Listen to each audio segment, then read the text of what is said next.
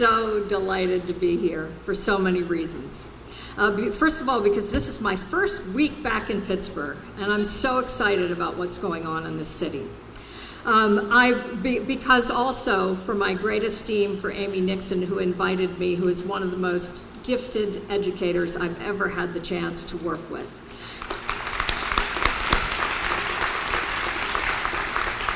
And because I'm not only part of the Shady Side family, but generations of the men in my family are part of the Gilman School family. Thank you, Bart, for choosing to return to this great school.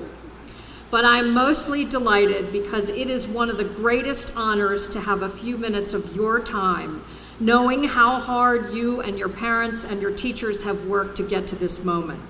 I'm neither a comedian nor a celebrity, but I have thought deeply about what I have to give you on this one of the most important days of your lives.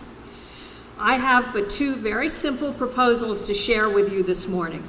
The first I will title Shady Side Builds Heroes. The second is about the power of human connection and your future and soon-to-be historic role. The base that you have built here through the tireless support of those who surround you right now may be the greatest gift from which to spring into the future and may prove to a surprising degree to be the source of your greatest strengths. I must start by talking about my favorite alumnus, who is also one of my heroes, my son, Jack Schroeder. Jack is a graduate of Shady Side, having attended starting in the 5th grade. I still remember the sight of driving up the driveway on this day of all days to see Jack's classmates, whom I had known through the knobby knees stage, the voice cracking stage, the sweaty cleats stage, and the heads buried in video game stage. Dressed so beautifully as you are today and moving with purpose, they seemed as you do, so ready for the world ahead. But it was not all a halcyon experience for Jack here at Shady Side. In fact, he wrote some perceptive essays, one in middle school and one on his college application forms, about the grip of what he perceived to be expectations and the angst that he felt about living up to one's potential. Perhaps some of you have felt that pressure too. He is a comedian with a gift for social criticism and mimicry that earned him wonderful friends here that he still claims as his favorite posse. Mind you, his lack of urgency about school was not always easy on his mother. I don't mind telling you that we spent some time navigating disciplinary procedures from green slips to the Aspinwall magistrate for late night party mischief. But what gifts he got here at Shady Side. He was delighted to be accepted by the University of Vermont, and what he learned here he applied in so many ways there. Thanks to his rigorous training here, he handled his academics with confidence. I don't remember a time when he was daunted by the challenges at hand, well, maybe advanced statistics. So strong was Jack's base that he was able to balance academics with a role of discovery, emerging in his free time as the songwriter and lead singer for a band with a unique sound and a passionate following. In spring term senior year, they won the Battle of the Bands and opened the Vermont Music Festival. For a jam band musician, that's an achievement akin to any competitive championship. He continued to place the high value on close relationships that he learned here and was there for his classmates through thick and thin, including providing support through some real tragedies.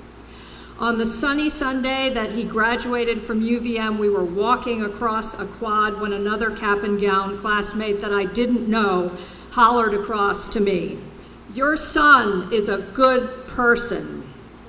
Jack still lives in Burlington, where he spends his professional hours working with autistic high school students and pursues his music career performing and recording off hours.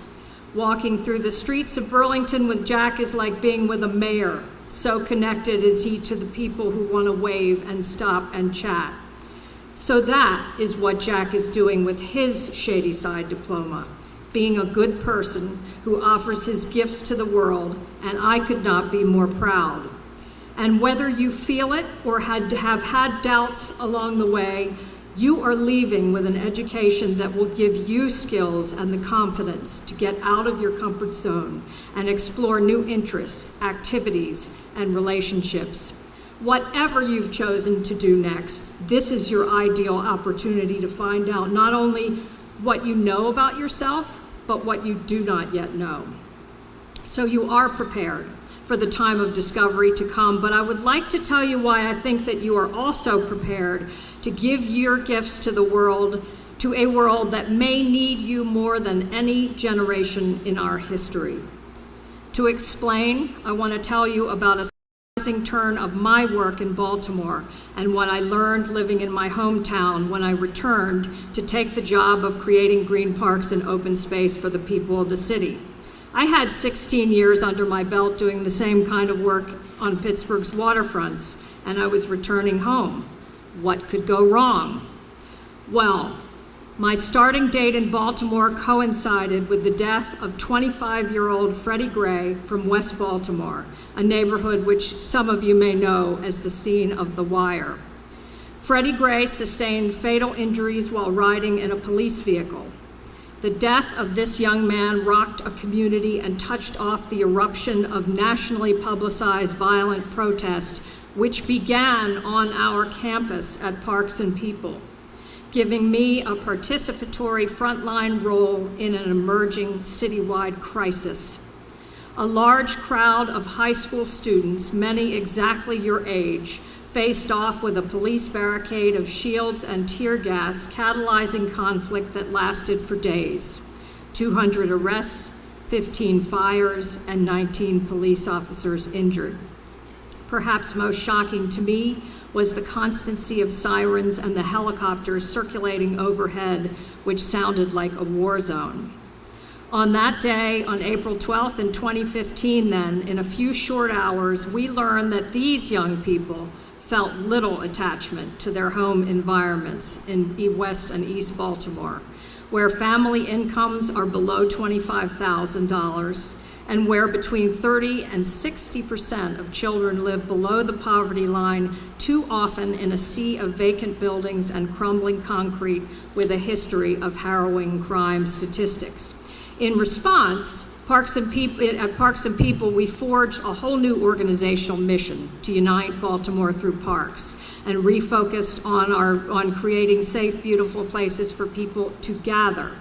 Over the last few years, with generous public-private support, we were able to design and build projects that lift neighborhoods that have suffered chronic disinvestment for generations, creating new park space for 65,000 people.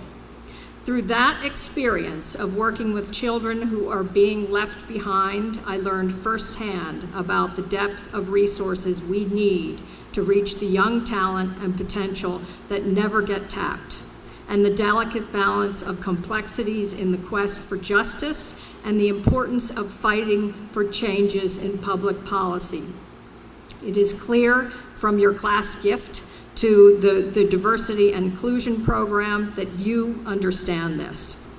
What may sound strange is that I feel lucky to have lived through what is referred to in Baltimore as the unrest. The population of Baltimore City is 66% African American, and I am a minority in my hometown. The quest for diversity and inclusion is hard because breaking down walls is hard, but it is also so exciting, so energizing, and strangely so endearing. At best, it can be profoundly unifying. The pain was so acute and the anger so disruptive that we had to pay attention to each other. Most people, through common exchanges of politeness and courtesy at the supermarket or in schools, opened doors for each other, shared stories at the bus stop, or took brooms and buckets to clean up the shattered glass. A tender side emerged as we collectively sought to demonstrate. This is not me. This is not us. We are all citizens of the same city. Just as the Me Too movement unearthed secrets that our generation kept for too long, I believe that what bubbled to the top is a lack of tolerance for a long history of indignities, and that this is the new pattern in our nation. There are no longer secrets in our society. And if you think this is just Baltimore, think again. No matter what city I travel to or what urban conference I attend, the top priority has adjusted, and quickly, from economic development and job creation to equity. Webster defines equity of treatment as the quality of being fair and impartial. Consider that just last week I was invited to attend a national discussion on the potential for higher education to support a civil democracy. The group included professionals from many of the fields that you may ultimately consider: law, finance, medicine, philanthropy, manufacturing, and retail, conservative and liberal, for and not for profit, men and women. The reason for the gathering was a common point of distress: the preponderance of anger, the lack of civility, and the discrepancy in the availability of opportunity. Why? Because you can't have prosperity without equity. And while I may not look like a revolutionary, I want to work alongside you. At the Pittsburgh Foundation, I am proud to be joining an institution that is committed to eliminate barriers that impede progress for at least a third of the people in this region. Poor quality schools, inadequate transportation, elevating child care costs, and the need for job training opportunities. It's my goal and honor to continue the quest that the Foundation has started to unearth the struggles that too often are hidden behind railroad tracks, on hilltops, and rural landscapes, even as we celebrate hard-won trending prosperity.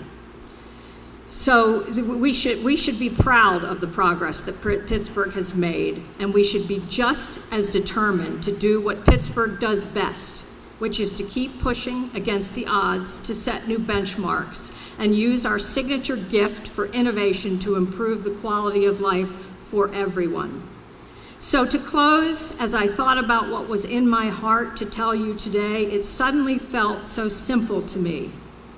It's about connecting wherever you are, whatever you are doing, with those you break bread with, dance with, study with, work with, and choose to love. You inhabit a world in which there are seemingly infinite ways to communicate through so many devices.